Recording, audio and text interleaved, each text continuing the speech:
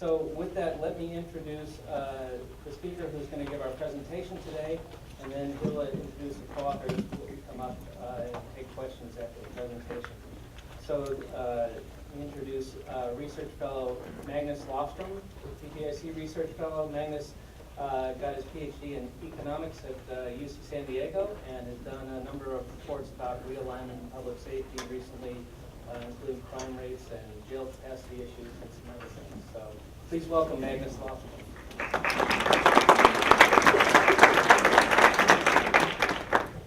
Great. Thank you, Dave, and thank you all for coming here today. So today we're going to be talking about recidivism and in the context of this major reform, public safety realignment. Important to let me point out that this is joint work with Steve Raphael, who's here as well, in the front row, be coming up after this presentation. Steve's a professor in the Goldman School of Public Policy at UC Berkeley. And also Recidivism, who is a research fellow at PPIC and a professor of sociology at UC Davis. And also, let me acknowledge that this work would probably have been work in progress if it wasn't for the fantastic work of Brandon Martin here as well. So we certainly appreciate all of his help.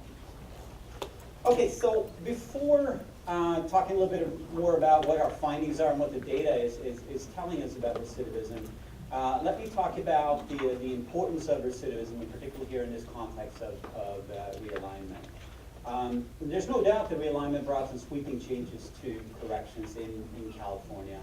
And I'll be coming back and I'll talk a little bit more specifically about what some of those changes were. But it was the state's answer to deal with prison overcrowding. So we were facing a federal mandate to reduce our prison population down to 137.5% of our design capacity, which really doesn't mean too much to most people.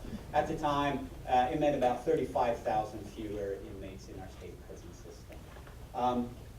Realignment did decrease the prison population quite dramatically. It dropped by about 27,000 in that first year. That's a drop of about 17%. Since that first year, the prison population has stabilized at first, and it appears to be on a little bit of an uptick more recently as well. So the bottom line here is that we haven't reached that mandate yet, so that maintains that it's still an issue. It brought about a number of changes, and as I said, I'm going to come back to being a little bit more specific about what those were. But some of the things that we've observed in our research is, amongst other things, is that there are more offenders on the street as a result of this reform. So it has decreased our reliance on incarceration, and there are more released offenders who are on the street. In a report that we came out with last year around the same time in June, we looked more specifically at that. And what we see is that the prison population, as I mentioned, went down by about 27,000. County jails, who were picking up a lot of responsibilities, we saw an increase of about 9,000 in county jail population. So there are about 18,000 additional offenders who are on the street as a result of the reform alone. We did research, Steve and I, we came out with a report end of last year where we looked at the impact of these additional offenders on the street more broadly. So that did not only focus on released offenders, that was in general what was the impact on crime of this reform. And what we find is, I think it's fair to describe this as a limited and modest impact on crime. We find no evidence that violent crime went up as a result of the reform, but we found that there was a slight uptick in property crime, and that was driven by audit theft. So, understandable there were concerns about crime. It doesn't seem to have been a major effect. Like I said, modest and limited is, I think, how we could portray that accurately. But overall, a key issue here is a more narrow focus on the experiences of the released offenders. And recidivism is really a key issue here when we think about realignment. First of all, even without the context of realignment, recidivism, some measure of the reoffending of released inmates, provides information about the performance of a state correctional system. So that's certainly something that we want to track to have an idea of what's going on in our correctional system. But here in the context of realignment, with this need to draw down the prison population and improved outcomes among the released offender population, I think it's fair to say also that the success of this reform is very dependent on the ability to reduce recidivism among these released offenders. And what we see is that California certainly stood out prior to realignment. So we had one of the highest recidivism rates in the country, comparing us to other states. What I'm showing you here isn't really a direct recidivism rate. Instead, what we're showing here are, for a set number of states that we have data on, the number of parolees who were returned to state prison in any one year. It's 2010 that we're focusing on here, divided by the total parole population. So this is kind of a rough proxy of what the return to prison is for the various states. And what we see is that California stands out. That rate is about 68% for California. That's rather high. That tells us about 2/3 of these guys are coming back into our state prisons. More strikingly is maybe when we compare it to other states. So the state that comes in second after California is North Dakota with a rate of about 42–43%. And then you see it goes down from there. If we compare California's 68% rate here to the rest of the states that we have information on here, excluding California, it's pretty striking. That rate for the rest of those states that we see here is about 15%. Ours is 68%. So clearly this high reliance on our state prison system for parole revocation stood out. And this is partly driven by the system that was in place, but we essentially had mandatory parole for all released offenders, and then also a long supervision term of about 3 years or so. Okay, so with that in mind then, what we want to do in this report is to find out what is happening to recidivism in California, given these sweeping changes to our correction system. And so let me tell you a little bit about what some of these most relevant changes that were brought about were here in the context of realignment.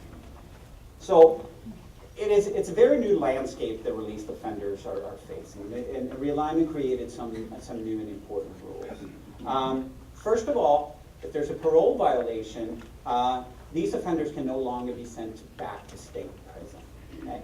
So if there is a parole violation, that will now be sanctioned locally at the county level. So that's part of it.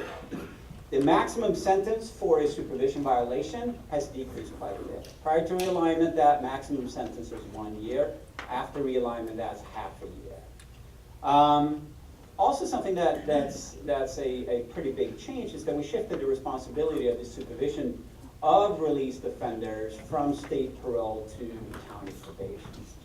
And in all of this, one of the things that was stressed is the increased use of evidence-based practices. So it's this effort of trying to find what really works in terms of reducing recidivism and reoffending among these released offenders that is guided by existing and credible research. So that was a big part of this, is move away from incarceration and find these other approaches and let those other approaches be guided by what research is telling you is working. That was a big part of the reform as well. Another thing that happened with realignment that was aimed at reducing the state prison population was that it defined a set of lower level felonies. These are non-serious, non-sexual, and non-violent felonies that in the past would have led to a sentence to be served in our state prison system, and now with realignment, that sentence will be served in county jail instead. And it also actually gave the counties an opportunity to split that sentence into an incarceration portion and then a portion that was supervision by county probation. And in that sense, that also decreases our reliance on incarceration. So a number of big changes that took place here that were introduced with realignment. So with all these changes in mind, what we want to do is we want to try to see then, well, what is happening to recidivism?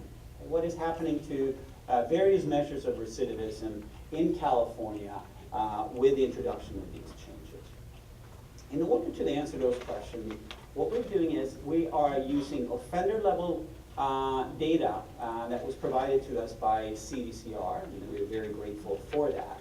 And all that information, it's a very large data set that includes all the offenders that were released from state prison starting October 1st in 2009 and takes us all the way till the end of June of 2012. For all these offenders, we have information about the demographic information, we have information about what kind of offense they were serving time for, and risk scores and a number of other things as well.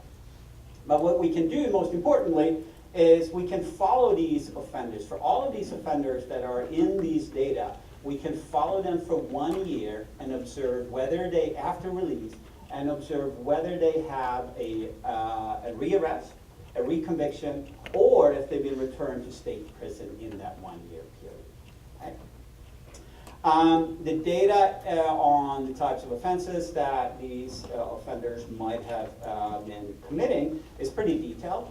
And we're also going to take a look here in this report on what types of arrests and convictions. And when I say types of arrests, we're really going to be focusing on felonies, misdemeanor, and when it comes to arrest, also if it's for a parole violation in particular. In order to see what the trends are and do a before and after comparison of these offenders, we're going to group these released offenders by the month of release. So it gives us 33 months of groups here, or cohorts that we're going to follow. And then by doing so, we can get a visual picture that shows us what the trends are in rearrest, reconvictions, and return to state custody. As we'll see also, is there are some big changes in the released offender population in terms of the composition, what kind of characteristics they have, crime, and how much time they have spent. And these are characteristics that might very well have an impact on recidivism. So in order to do an apples-to-apples comparison of what the probability of a released offender is reoffending in the before and after a realignment periods, we're going to use multivariate regression to make some statistical adjustments to the data to get down to what realignment is contributing in terms of offender behavior. So that's the goal here in our analysis. Okay, so let's take a look at here what the data is saying. And there's a lot of stuff going on in this figure here, so let me spend a couple of minutes trying to explain what it is that we show here. It's clearly some recidivism measures that we have here. But let me start at looking at the bottom line there, where you see at the horizontal axis it says realignment month. That indicates when this group of offenders was being released, where 0 means that is October 1st of 2011. So these are all the offenders that were released in October of 2011. So that's essentially the first month of realignment, and then we can follow them for 1 month. To the left of that, where you see these negative numbers, that indicates when these offenders were released prior to realignment. So, and -6 means these are the groups.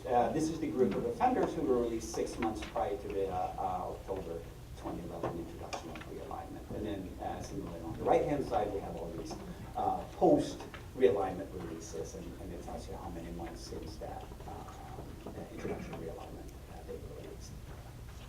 If we look at the top here, we see these 3 columns where it says no realignment exposure, some realignment exposure, and all realignment exposure. What that is referring to is whether the offenders who are released in those cohorts below there, in that column, had any exposure to realignment or not. If we start with the left one, with the no realignment exposure, these offenders were released so early that the 1 year follow-up period, they were all released to state parole. The 1 year follow-up period, they had no exposure to realignment. The 1 year follow-up period was for all of these offenders ending before the introduction of realignment. If we look at the middle column here, these are the ones that we call some realignment exposure. They were all also released to state parole, but in their 1 year follow-up period, they had some exposure to realignment. So the 1 year follow-up period happened to be, to some extent, for all of these offenders, in an environment where they were exposed to these changes in the sanctions, for example, of a parole violation. And then to the right, with the all realignment exposure. These are all the after realignment releases, and clearly then the 1 year follow-up period is also going to be after realignment. So the two kind of groups that are really of the most interest to us here are those offenders who were released to the left there with no realignment exposure. We can compare them quite cleanly then to the guys on the right who are all realignment exposure. So those are the groups that we're looking at here. And then we also have information about their rearrest, their conviction, and their return to prison for each of those groups of releases by realignment. If we start on the top there, let me actually back up and say that if we just take a look at this graph and kind of ignore what those different series are, overall what it's pointing towards are some improvements, right? It's pretty flat in terms of these various measures of recidivism, and then after realignment, it starts to come down, okay? It's true for arrests, it's true for convictions, and clearly it is also true for return to prison. Essentially, it was close to being halted in return to prison for a parole violation, and we see that quite clearly in the data as well. It's worthwhile pointing out a little bit about these arrests. We have two time series of arrests here. One is where we simply define arrests for official bookings. So these are arrests that are made by, say, local law enforcement, your police and your sheriffs. And they result in an official booking. Pretty straightforward thing. That's our blue line that you see there. But the line that is above that, the orange or yellow one, says arrest adjusted for RTC. Well, it turns out that a number of arrests, particularly prior to realignment, were made by parole officers. And there was no official booking involved with that. The way that we can capture them is that these offenders were returned to custody. They returned to state prison, and our interpretation then is that, well, clearly there must have been an arrest. It was just that it happens to be that it was made by a parole officer. And given that parole played a much bigger role prior to realignment, we see that there are big sensitivity to whether we include this in our measures before realignment, whereas after realignment, when there are no real big differences in whether it's less of a role for the parole, that there aren't really any big differences. So bottom line here, this really corroborates what CDCR was reporting, that there were improvement, recidivism rates were coming down as measured by arrest convictions as well as return to prison. But here's kind of where we deviate and we go a little bit further than the CDCR reports. As I mentioned before, there are changes in the population here of released offenders. And one striking change here that we're showing in this particular graph here is the change in the number of re-releases. So what are re-releases? So these are offenders who've originally been released from state prison, they're on parole, but then they have violated parole. So there's a parole revocation and they're returned to custody. After they have served time for that parole violation, they're released again. That is a re-release. So these are offenders that are more likely to churn in and out of the system. They are your so-called frequent flyers, and they clearly have a higher, on average, rate of recidivism. And this type of offender is diminishing with realignment. The released offender population, the released offenders who are coming out of state prison are much less likely to be such offenders. And it is basically because you can't send someone back on a parole violation to state prison. So, and there are a number of other changes as well in terms of the kinds of crimes that an individual is serving time for, the amount of time that they've been incarcerated in state prison upon release as well, and we outline a lot of these changes in the report, but this is clearly the most important one. So what we want to do then in order to make this apples to apples comparison and find out, well, what is realignment doing to recidivism, is we want to account for these changes. And this is where that multivariate regression analysis comes in. So when we do that, what do we see? So here now is the same type of figure that I just showed you, but we have adjusted these trends for the changes in the composition. So these are statistically adjusted trends of recidivism measures. And what we see now with those changes is that those some of those improvements appear to be gone. These trends are really, and these lines are pretty flat. We see pretty flat lines in terms of arrests. We see a pretty flat line in terms of conviction. Well, the exception is, of course, the return to prison. It still maintains. We see a big drop in the returns to prison as expected. But we also see that decrease, once we take into account these compositional changes, it starts to increase with time there in the post-realignment period. So that's something that we're not going to be looking at in this report, but I think it's hinting at something that we want to learn more about what's driving that increase in the return to state prison. So what we can do as well with these data is we can generate estimates of what the differences are in these various recidivism measures before and after realignment. And that's exactly what I'm showing you here. I show you two arrest measures.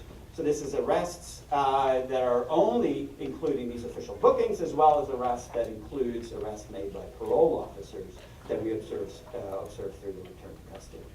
And what we see here is that, well, the answer that you get to what happens to realignment depends on the kind of procedures. And here it shows that the arrest procedure matters. If we ignore the fact that prior to realignment, a non-trivial number of arrests were made by parole officers, it looks like arrests were going up. A better measure of arrest is the one that includes these returns to custody, and what we see here is that arrests are actually coming down. It's down by 2%. At the same time, if we look at convictions, we see that convictions are actually up. So arrests are down by 2%, but convictions are up by 1.2%. So that patterns are in different directions here. But even when we include when we adjust for the changes in the composition, the return to the prison population clearly stands out still. It's a drop of about 33%, and the return to custody rate now is below. It's single digit at this point. If we break down, if we take a look now at these arrests and convictions, and we break them down by felony and misdemeanor, and here in the case of arrests, if we also take into account supervision violations, what do we see then? If we start with misdemeanor, you see a relatively flat trend there, but there's hint that the misdemeanors are actually coming down. So misdemeanor arrests are coming down somewhat. Supervision arrests are also coming down somewhat, although they are coming down somewhat on average, although they also appear to be picking up. We do see that felony arrests are coming up a little bit in the post-realignment period. It's noticeable here in the data. So felony arrests are increasing. The other two types of arrests are increasing. So the same thing holds for felony convictions. So we estimated an increase in conviction rates of 1.2% percentage points. When we break down that conviction rate by felonies and misdemeanors, we see that felonies increased by 1 percentage point and misdemeanor convictions increased by 0.2%. But if we take a look at the data a little bit further here, so what kind of had us thinking here is, well, the data tells us arrests are down, but convictions are up. What's going on here? And we want to really address in the report, and what we want these measures to reflect are the behavior of released offenders and not some other kind of changes that we introduced with realignment. And we thought, well, one way that we can maybe shed some light on this is by taking a look at those offenders who are being arrested and see if there's any evidence that arrests in the post-realignment area are more likely to lead to conviction than they were prior to that. And that's exactly what we see here. And I'm going to come back to this shortly to tell you a little bit more about what we think this means. But we see these arrests are more likely to lead to conviction. It's up by 3.1%. Very noticeable increase in the post-realignment era. There is one change that is quite noticeable that in all likelihood doesn't have much to do with some changes to the system, but might in fact be a reflection of changes in released offender behavior. And that's when we look at multiple arrests. So multiple arrests, the way we're looking at this is, when I talked about arrests and convictions, that is if you have at least one arrest or at least one conviction. We can also look at this a little bit more closely to see if you have more than one arrest in that 1 year follow-up period, and if there's more than one conviction in that 1 year follow-up period. And that's where we see that multiple arrests, that is an increase in the post-realignment era. It is noticeable, it's an increase by about 7.4 percentage points. There's a very minor increase in multiple convictions. All right, so let's try to put this, there's a lot of information here, and let's try to interpret what the data is telling us and what this analysis is telling us. So ultimately what we would like to do is we want to say something about, well, how and whether released offender behavior has changed with realignment. And when we take a look at the results, as I said, it kind of points in different directions. Okay? So the results are a little bit varied in that sense. We see that arrest rates are down, good news. They're down by 2 percentage points. But at the same time, conviction rates are up by 1.2 percentage points. So we kind of, all right, they're not going in the same direction clearly. And as I said, once we focus in on convictions conditional upon an arrest, so that is the issue of whether an arrest is more likely to lead to a conviction or not, we see that that's going up, and it's going up by 3.1 percentage points. Well, it turns out that if we take a look at this, and we also take a look at the magnitude, the size of these estimates, it's entirely consistent with something that isn't driven by change in offender behavior, but instead, it's driven by this very likely scenario where parole violations are now processed through the courts rather than the parole board. So the only way, if you're going to have, if there is a violation, in order to incarcerate this person in any length of time, the only way you can do that now in the post-realignment area is to take it through the court system, and you'll observe in the data, we'll observe a conviction.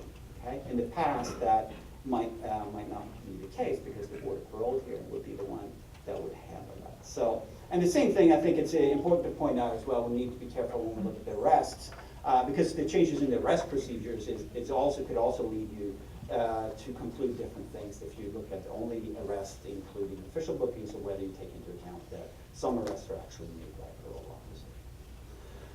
Okay, so overall what we think that these data are telling us, and what the analysis is telling us, is that there really are no dramatic changes in offender behavior. Okay? And this by itself is quite noteworthy, because we have big changes to the system. Amongst the things that have happened is our ability to sentence someone through to an incarceration has decreased quite a bit. So there's much less reliance on incarceration in the post-realignment era, meaning that we're using less of those resources, costly resources, and yet we're not observing big changes in the offender behavior. So suggest possibly that county efforts have been offsetting increased street time. At the same time, we do see noticeable increases in the offenders with multiple arrests. What is behind that? Well, it's not entirely clear, and it certainly is an issue that should be looked at more closely. But it might be related to this issue of street time as well. And it might also be related to the fact that some of the counties are facing some pretty serious jail capacity challenges and don't have the ability to incarcerate offenders when there is a parole violation. So there's increased street time through that avenue as well. But in the end here, if we take a look and look forward, there really aren't. With no changes, what it means is that arrests and convictions and reoffending, it still remains high in California. And in order for us to solve this problem, and in order for us to further reduce the prison population, what we need here are certainly we need more effective strategies and policies that are aimed both at dealing with crime as well as rehabilitation in terms of programming and services that is effectively targeting the right individuals. All right, so with that, I'm going to conclude this presentation. We're going to move on to a question and answer portion. And we have Riken and Steve come up here and join. So if you have any questions, please raise your hand. Right over here. Yes, David Lovell, of State Community Corrections. Just several points I'd like to clarify, perhaps, as clarification about this report. And this is just specifically on the issue of multiple arrests, which I think is, like many findings, capable of being misinterpreted, actually, as to what it means. First, among the explanations is increased street time. It is also possible that explanations of the difference in the behavior of probation officers versus parole officers. There's a reputation, I don't have a systematic backing for this, but I think many probation chiefs will claim that they are supervising people far more closely than parole ever did, which means that more likely that people will actually be arrested, at least briefly, for various kinds of misbehavior. Now, you would have to look pretty closely at the kinds of reasons that are given for the arrest as opposed to looking at that more closely. So I'd just like to suggest that isn't that alternate explanation also compatible with the findings that are being reported in the study. Secondly, again about the same point, has to have to do with recidivism. I think it's very important for us to remain clear that there's a distinction between recidivism as that arrests are one measure of possible recidivism, but it does not mean that the people in question are actually committing more new offenses, again, without knowing what they're arrested for. Finally, in connection with the same point, that if you're really doing a recidivism study, looking over a longer period of time, you want to equalize the period of exposure in the community on the part of everyone in the study, including the people in the observationally, statistically constructed control group, as well as the people subject to realignment. So that if someone is sent back to prison on a parole violation, 2 months after they're released and they're in prison for 8 months, then really their total period of exposure is going to last until, until they've been out for almost 4 years. Whether or not those people are actually committing more offenses or even getting more arrested during the 3-year at-risk period than those who are actually who are now being supervised in the community, again, would have to depend on a longer-term study, and the fact that they're being arrested more often in the first year does not actually mean that they're being arrested more often during a comparable exposure period to the other group.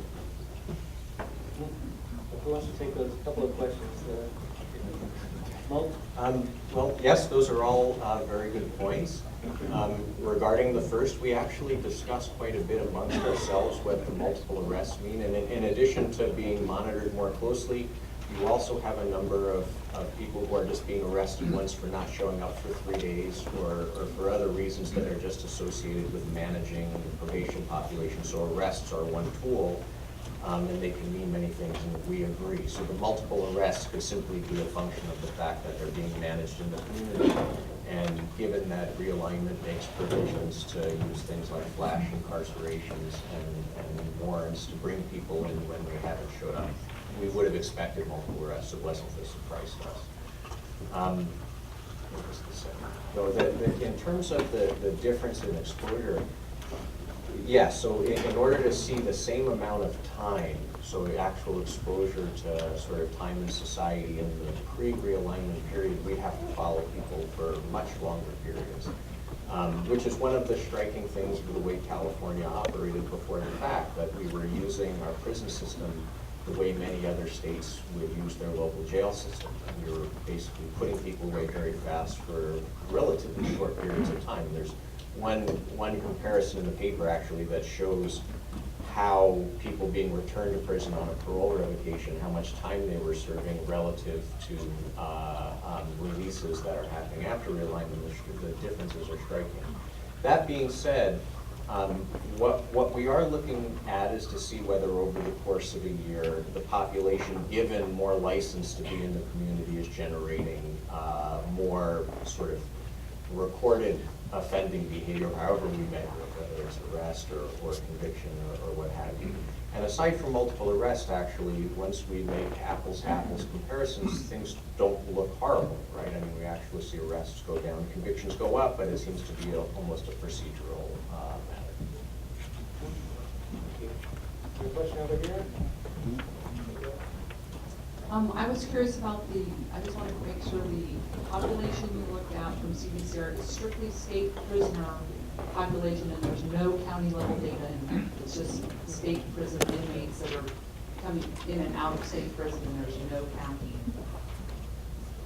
That's right. It's restricted to offenders who are released from CBCR. So there are no 1170Hs, for example. So these are offenders who are serving a time for felony in the county jails. They're not included in these data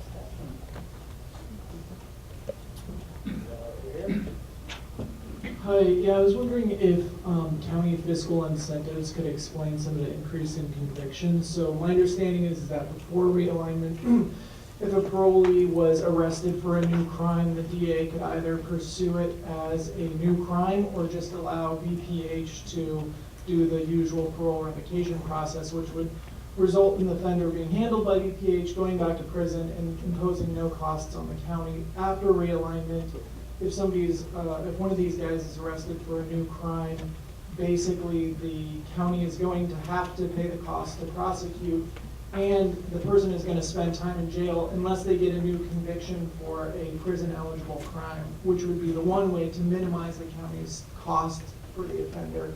I don't know if there's anything in the data you saw that might suggest that, or if you thought about that. Well,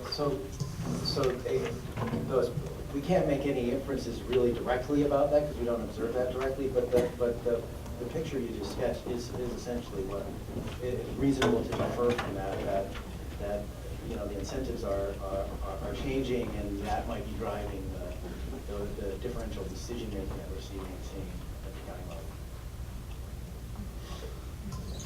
Right over here.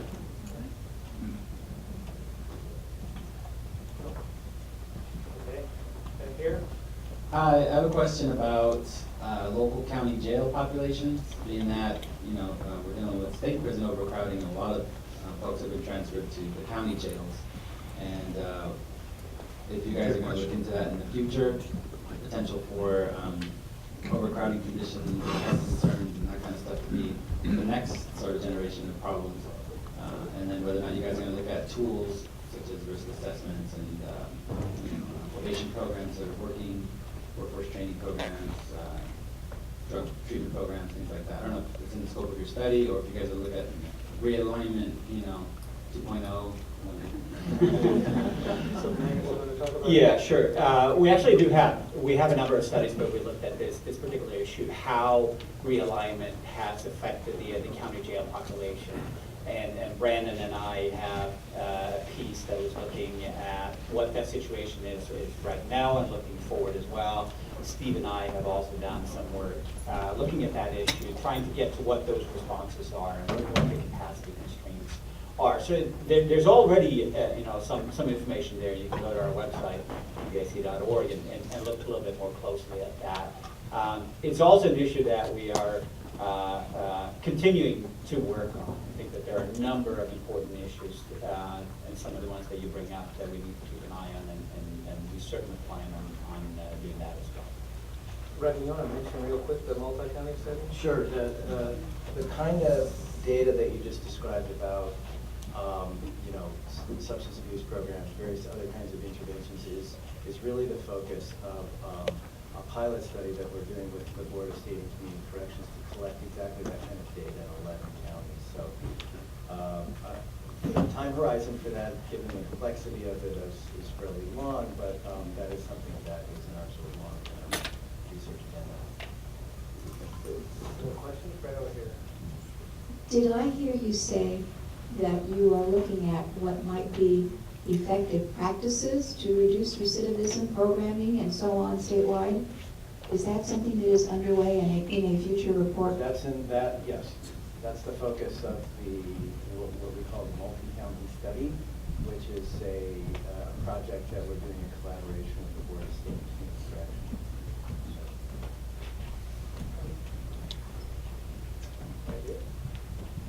I have a question. Are you studying resource allocation at all? Bottom line to all of this is money. LA County, as an example, is supervising at 40-1 what the state didn't supervise at all, the minimum folks, that they were the parolees that were moved. And so an awful lot of resources are going in for, you know, what we would look at as the low-hanging fruit, and yet they're supervising them at the high control level at 40-1, and the state supervises at 40-1 when they're lucky, the violent offenders. So are you guys looking at all, and anything you're studying, the resource allocation and how that relates to the recidivism? We haven't looked at it at that detailed kind of level, but there was a report that was produced by Via Bird and Joe Hayes that looks at the funding mechanism, how the state is allocating funds across the various counties. So that's we've looked at it from that perspective, but we haven't dug any deeper in that, and it certainly is an important issue and something that we will see if it's fits with our research agenda. Other questions? Yes. Looking at your chart, it seemed you've had only 8 months of data to look at since the release of these offenders. I would think that the county programs haven't been implemented towards rehabilitation, so can you possibly measure within these first 8 months any impact of rehabilitation programs? Well, that's true. But to put it a little differently, what we looked at is the first 8 months of release cohorts followed for a year. So the people released in that 8th month are then observed over the subsequent year. So it's going 8 plus 12 or 20 months out in terms of observing the entire review period. This was something that was actually raised in response to our crime report too. So in our crime report, we found no impacts of realignment on violent crime and a small effect on auto theft. And one issue that people raise is, well, perhaps with time that will go away because the counties will become better at figuring out how to manage this population. And so I think that's always a caveat when we're going to look at something, especially when the institutional change is so profound. This was a big change. So hopefully, any effects we find will get better with time. Right? And I agree, it's an important point. And I think just to clarify, so that it's exactly what Steve is saying. So we have these cohorts. It actually will be 9 post-realignment cohorts that we follow. But it means that last cohort that we're following, those are the offenders who were released in June of 2012. So they're followed all the way till June of 2013. So we're not talking at the very beginning of realignment for that particular group. And this is one of the reasons why we decided to show a lot of these results in this kind of visual format where we can potentially see some changes that are taking place over time in this post-realignment era. And you do see that in some of the graphs that there are some hints that things are changing. So it does allow us to probably a little bit about what's going on in this first year and a half or so. Any other questions? Any over here?